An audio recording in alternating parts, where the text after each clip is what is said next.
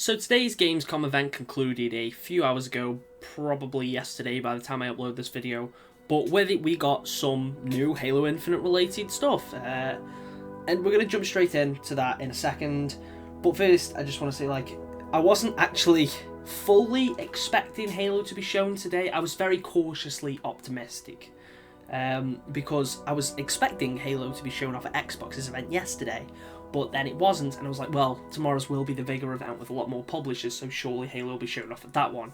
But I was still cautious since nothing had really been said, and usually it has been confirmed whether or not Halo would be shown, or at least they promote it somewhat, so it felt a little weird. But I knew Xbox was there, but the main reason I watched it was, even if Halo wasn't shown, I knew there'd be some other games there that I'd like. Frontier were there, and I'm very excited for Jurassic World Evolution 2.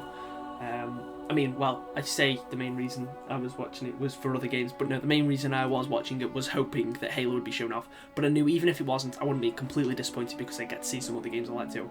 And just quick overall thoughts on the event. It was pretty solid. There were some cool games shown off. Saints Row looks enjoyable. And there was some other cool stuff. Jurassic World Evolution 2, like I said, pretty hyped for that. And then obviously we got to the Halo stuff. They showed Halo straight after COD, which was a very ballsy move, and I fully respect it.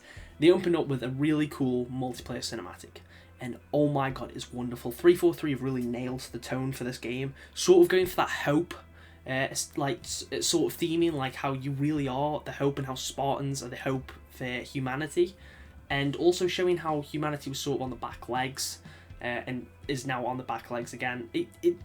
They've really got the tone right. The cinematic is set during Halo 3, I'm going to assume, around about the Halo 2, Halo 3 era, since it's obviously a Covenant Phantom that flies past. And it's like sort of Commander Lynette, I'm not too sure, I keep forgetting the name, it keeps leaving my head, but it's like her origin story. She's British. The cinematic took place in the UK, in London. You could see Big Ben, and as a British boy myself, that was pretty cool to see Britain get some love in the Halo franchise. I thought that was pretty neat. But yeah, so it's like sort of her origin story. You saw like a Covenant Phantom fly past, and you saw some brutes, and just everything about the cinematic was really cool. The tone of it, the way that like the brutes looked, they looked so menacing and like quite terrifying. And then when the Spartans come in, oh my god, it was awesome. And the music, it was just amazing. And it has this really nice feel to it. This is the opening cinematic for the first multiplayer season of the game. They obviously confirmed the release date, which, in case you haven't seen it yet, is the 8th of December, and I'm very excited. But yeah, this is the cinematic for the first season of multiplayer, which implies that we'll get a cinematic with every season, a bit like most games are doing now. Fortnite, COD, Apex, they're all sort of doing their own little story things, and I really like that Halo was doing one, connecting each multiplayer to the story. They've been sort of trying to do that with Halo 4 and 5, but it feels like they're actually going to do it in a way that makes sense this time around, and genuinely makes the multiplayer, hopefully, feel a lot more enjoyable. Obviously, we've all played the flight, and the game itself, gameplay-wise, was very fun, but it would be nice to sort of have a bit of story to it. I think that would be pretty cool. Now, after they showed that, they showed that they've got a couple more surprises, since it is Xbox's and Halo's 20th anniversary this year. And first of all, they showed the Halo Infinite Elite controller. It looks stunning. I like how it's like pretty much just Master Chief's chest plate in your hand. I think that's really funny and really cool. And the gold D-pad and everything about it just looks so nice. And hopefully, as long as it doesn't go out of stock, I will try and get that at one point. But my money's been kind of reserved for the other little surprise, being the Halo Infinite Xbox Series X.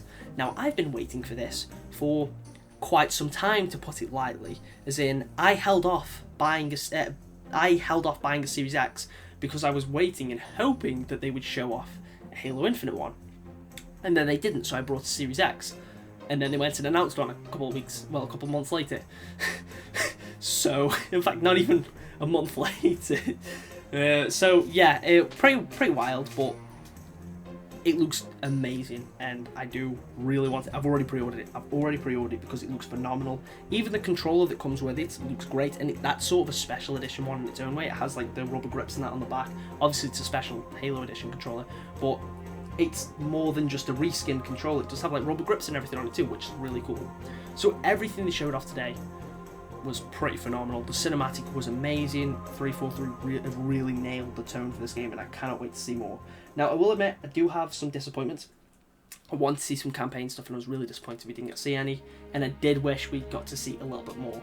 One thing I do want to comment on that was a bit funny. So, with the cinematic, the Spartans that drop in are wearing the Mark 7, but this is clearly set during, like, Halo 2, Halo 3 era, so really that armor wouldn't exist, but I'm not complaining. I just thought it was a little bit funny. You know, it doesn't bother me. It really doesn't. I just thought it was a funny little thing. But yeah, overall, really hyped. Cannot wait for this game. 8th of December, mark your calendars. Pretty sure the game also won like an award for most anticipated game of the year or something like that, which is really cool to see. But yeah, 343 really nailing everything. Obviously, we've just come from the whole Forge co-op fiasco, and I knew they would announce something at Gamescom to sort of get the fans not feeling super disappointed. And yeah, obviously, I will reiterate, there is still things I'm disappointed about with Infinite, but that doesn't stop me being excited for it, and I really can't wait to play it. Anyway, folks, just a short one today. That's all from me, and I'll catch you in the next one.